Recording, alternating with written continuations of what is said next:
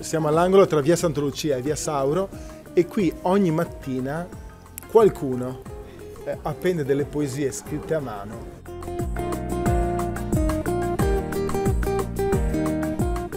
Com'è venuta l'idea di appendere queste poesie ogni giorno in questo pezzo di città?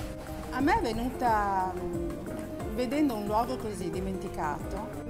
Siccome io amo la poesia e la letteratura, ho pensato di condividere con gli altri e di comunicare agli altri quello che mi piace.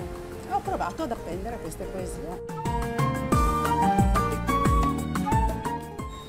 È un modo per trasmettere, per comunicare quello che a me piace molto, cioè che è l'amore.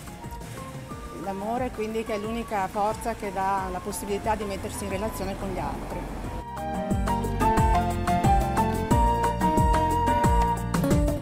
Queste poesie le scegli tu ogni giorno? Le scelgo io, sono pochissime parole, le cerco brevissime, perché con pochissime parole le poesie riescono a dire quello che le parole non possono arrivare a dire. E se qualcuno qua passa la sera e dice ma posso portarmela a casa, può portarsela a Certo, casa? può portarsela a casa, io sono felice se se la porta a casa e poi io domattina la rimetto fuori, un'altra di un altro tipo. Grazie Eva, buongiorno mattina. Ciao.